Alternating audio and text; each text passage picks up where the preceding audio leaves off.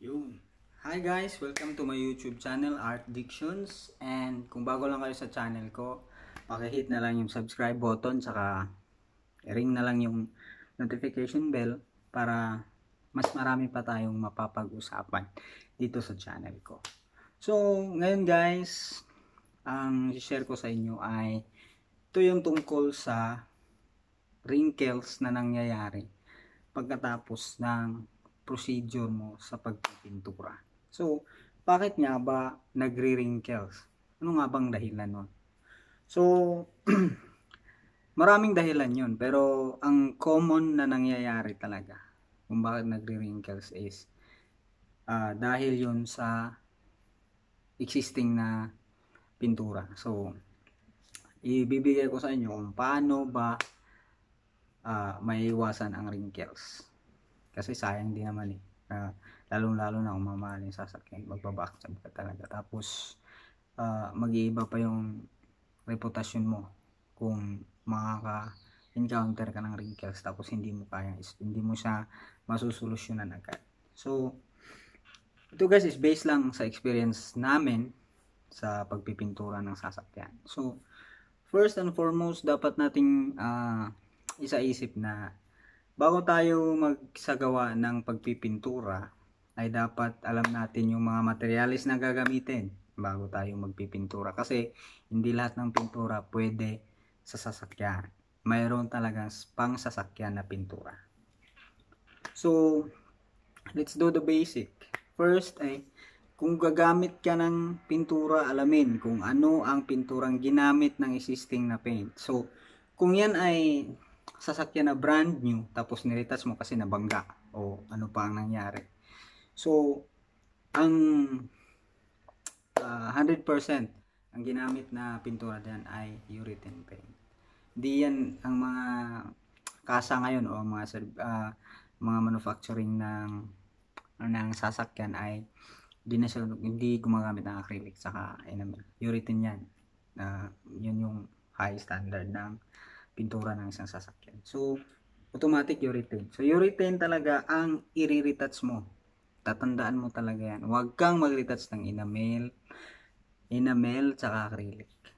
Urethane. So, napag-usapan na natin kung ano nga ba ang urethane paint. So, kung hindi pa ninyo yun na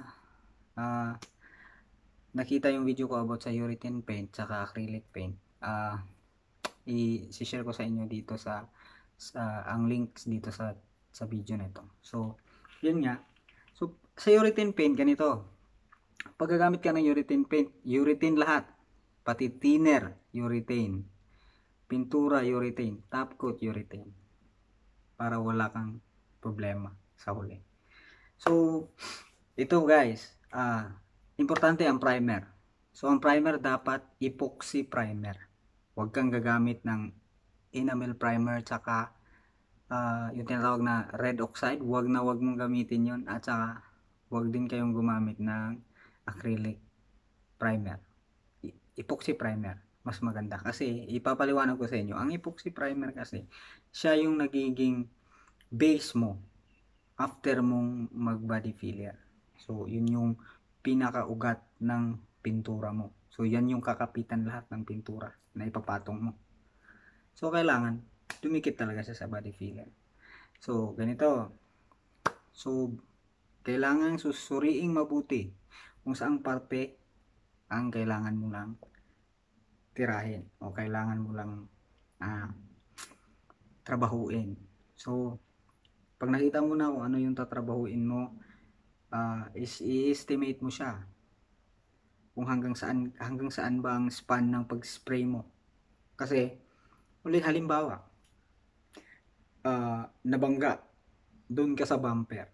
Sa bumper na yon, walang problema yon. Kasi tatakpan mo ang sa headlight niya at saka sa grills. So, yun, walang problema yon. Siguraduhin mo lang na yung portion na yon sarado. So, halimbawa, mayroon kang isang dangkal na dent na kailangan mo yang ayusin, magkaroon ka na ng gap na isang dangkal rin sa magkabila dito rin. diba? Kasi pag nag-spray ka ng pintura ngayon, di naman yan dyan lang eh. Kasi magsasag yung pintura. So, talagang may angle ka. Ganun. So, kailangan, estimate mo na siya. Na dito, hanggang dito yung spray ko. Cover mo yan. Cover mo to. Cover. Para hindi malaki yung trabaho mo. So, yan. Pagtapos mo, ito, procedure na to ha. Sa mga medyo may experience na sa pagpipintura. So, pagkatapos ng body filler, magliliha ka naman eh. So, magliha ka 120. So pagkatapos 120. So kailangan siguraduhin mo patag siya. Wag kang gagamit ng kamay pag magliliha. Kasi ang nangyayari, ito alam mo, itong kamay na to, dito patag eh. Kung lulukutin mo lang yung liha, lalagay mo dito tapos gaganyan mo siya sa sa surface na nagpa-body filler ka. Sayang yung oras na ginawa mo. Kasi ito, babakat to eh. O kumuha ka ng kahoy na talagang patag na patag, flat, angle na angle. Yun yung magiging hawakan mo. So, ganun. Yan yung, so, magli-level ka. Le-level mo yun. Pagkatapos nun, suriin mabuti kung walang pinholes. Para wala kang problema. So, pagkatapos nun, so, medyo, di na natin ipapakomplikado ang topic na to. Kasi topic na to is sa wrinkles eh. Sundan nyo lang yung procedure na sinasabi ko. Para at the end, makuha mo na para hindi ka na magkakaroon ng wrinkles na result. So yun, siguraduhin mong na-filler mo yun lahat. Yung dents na yun. Ito, hindi ito kasama kasi ito yung estimated na advantage mo sa angle. So yan, may tendency yan na matalsikan niya ng bagong pintura. So, wag kang mag-alala dyan. Basta, sa isip mo lang, urethane yung ginagamit mo, urethane din yung lumang pintura, yung existing na pintura. Edi, pagkatapos mang magliha, 120 tapos 240, mag-primer ka. Anong gagamitin mong primer? Epoxy, di ba? Epoxy primer, yung talagang hindi malabnaw ang pagkatimpla. Tamang-tamang timplada. Primer mo, 2 coats yun. Pagkatapos nun, patuyuin. Pagkapatuyo, siguraduhin wala nang mga pinholes kasi doon mo makikita yung mga pinholes eh. So pag wala nang pinholes, patag na siya, huwag kayong gagawa ng retouch na magkakaroon ng mapa pagkatapos yung makikita mo yung nag-retouch ka. Wag na. Kasi yun yung kung paano mo in-apply yung body filler. Kung nakuha mo ba talagang patagin yun. So yun yung medyo crucial doon ng body filler. Kasi babakat yan eh. Pag kahit anong tabon mo sa pintura, malalaman mo talaga na yun yung repair. So dapat alamin mo na patag. Level na talaga yung surface na yun.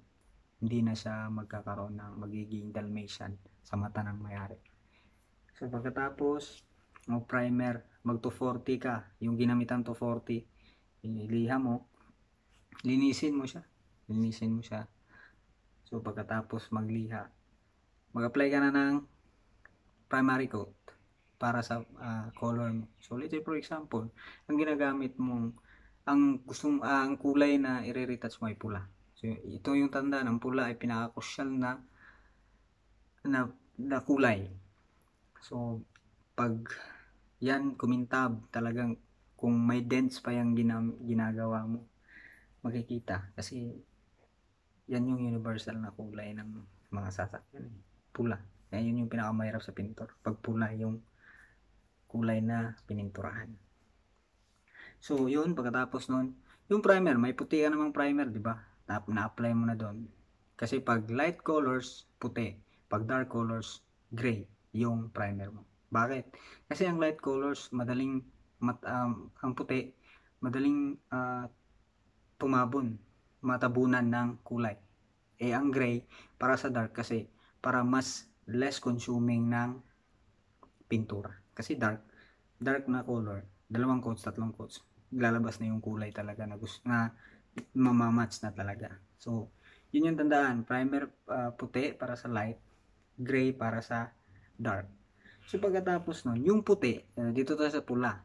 So, yung pula yung pinupinturahan nyo, yung puti, kumuha ka ng primer na puti, kumuha ka ng, let's say for example, itong portion, isang tangkal na portion, kumuha ka ng mga 1/4 quart ng,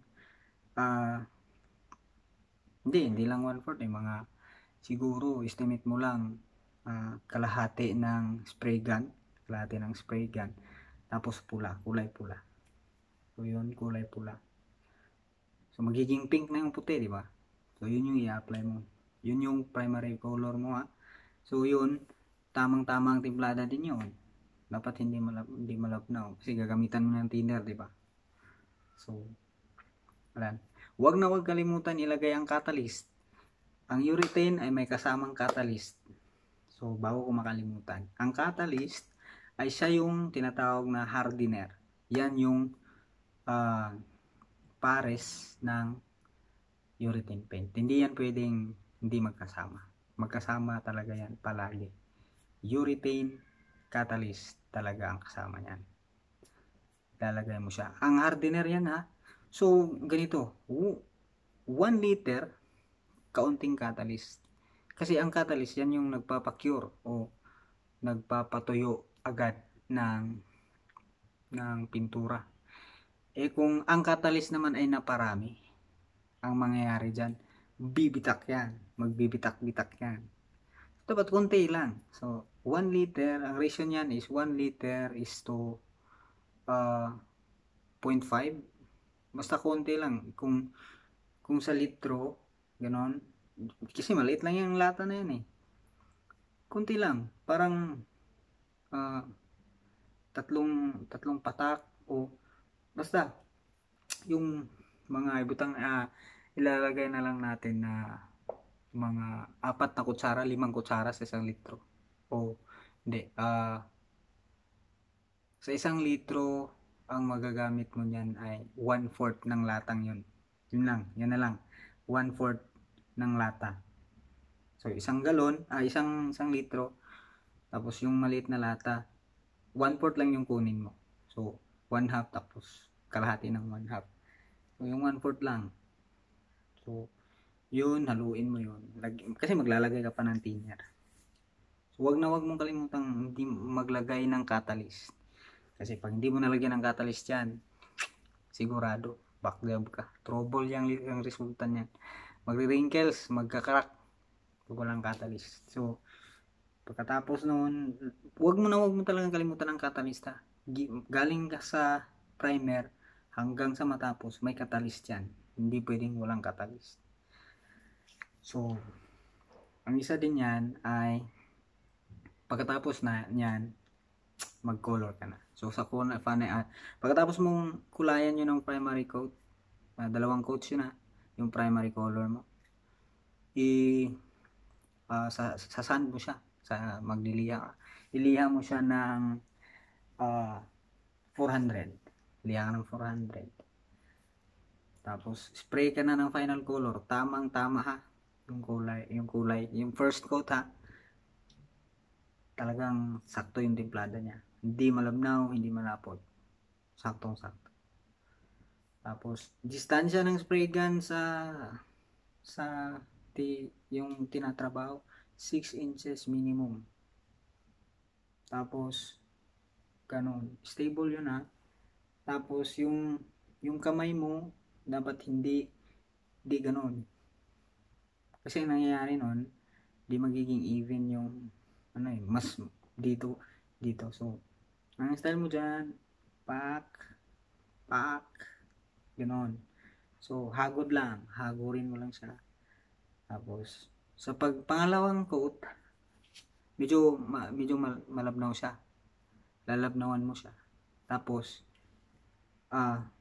medyo hinaan mo yung, lakasan mo yung hangin. Di ganun kalakasan. Lakasan mo yung hangin ng konti. Tapos, spray mo siya.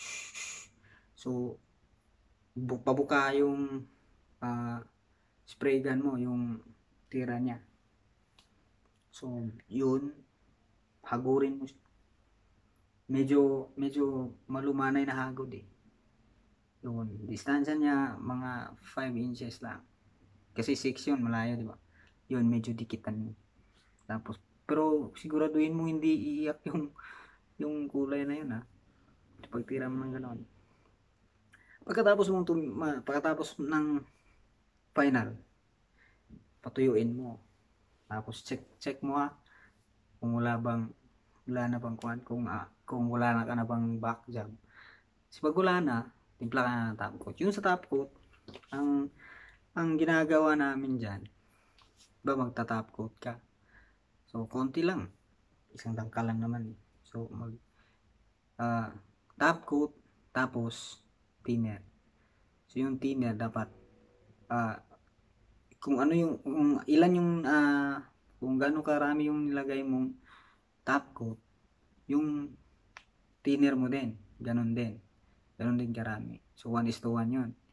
So yun, itira mo siya doon. First coat yun ha. Sa pangalawang coat na, final coat mo na, para hindi ka na magbabuff sa polyurethane. So mayroon na yung catalyst lahat ha. Hindi ko na binabanggit yung catalyst, pero may catalyst talaga lahat yan, pares yan. So huwag mo sobrahan yung catalyst. So tapos lalagay mo doon sa spray gun top coat, tapos maraming thinner. Yung kung 1:1 yung kanina, ngayon kung gaano karami yung top coat, i-times 2 mo ngayon yung thinner. So dalawa. So meron ka ng malabnaw na top coat. So ititira mo siya ngayon. Yun yung panghuli mong coating. Ang sikreto dyan o ang ideal dyan is yung spray gun mo medyo i-angle mo lang siya. Huwag yung pabuka lahat. Yung medyo mga 4 inches siguro yung buka niya. Yung ganun. Tapos medyo didikit ka ngayon. Pero hindi yung dikit na dikit ha. Pagpalagay natin mga 4 inches yung layo. Tapos yung tira mo sa spray gun mo, yung hawak mo, talang ganun, straight.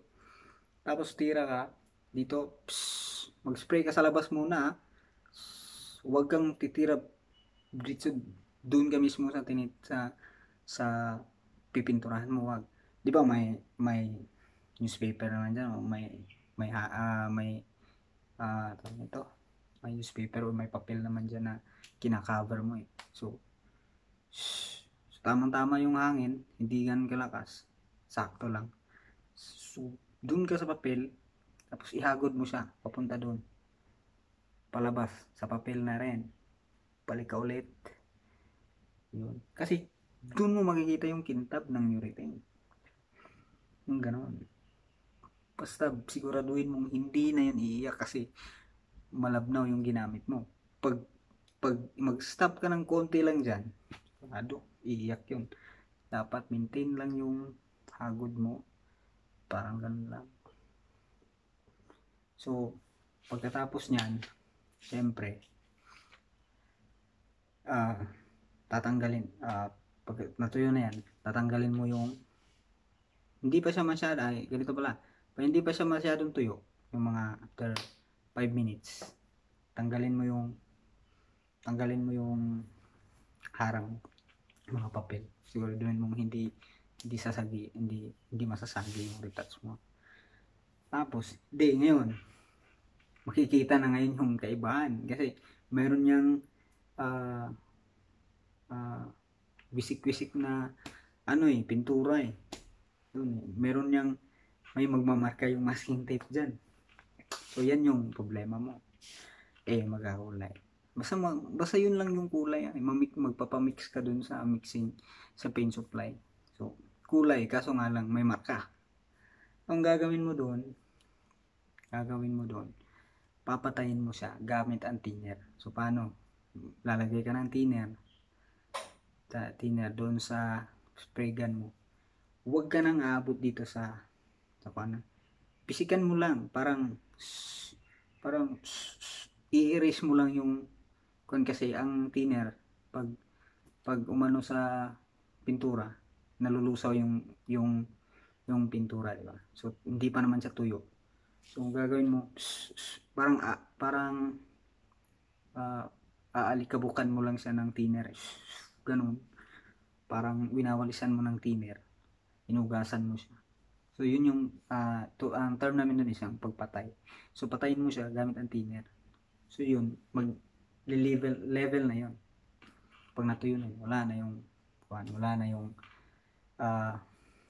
wala nang tawag nito. Wala na yung problema. So yun, hindi na yun magkaka-wrinkles. Kasi ganito kasi yung mangyayari sa wrinkles. Sobrang dikit yung spray gun mo. Walang catalyst. Ibang pintura ang ginamit. Gumamit ka ng enamel sa acrylic. So yun yung lulukot talaga. So nandun sa tatlong yun ang problema kung bakit magkaka-wrinkles. Ang resulta sa pagpipintura mo ng sasakyan. So ganun lang, ang isipin mo, ang pininturahan mo ay mamahalin. So dapat aayusin mo talaga ang trabaho mo sa pagpipintura. Kasi wala namang problema yan eh. Makakabili ka ng ibang gamit, magbabackjob ka. Ang magiging problema is ang time ng client na gagastusin mo. So yun lang, siguraduhin lang natin na ang ating ginagawa ay tama. So guys, yun lang ang masishare ko sa inyo. So kung meron kayong ibang tanong o meron pa kayong gusto nating pag-usapan hinggil sa pagpipintura ng sasakyan, free kayong mag-comment sa baba para naman at least alam ko kung ano yung pwede ko pang ma-share sa inyo sa pagpipintura ng sasakyan. So guys, yun lang at huwag nyo kalimutang mag-subscribe at mag-like sa video na to. So guys, hanggang sa uulitin, mag-comment lang kayo ha. Hanggang sa uulitin guys, mga kapintura. See you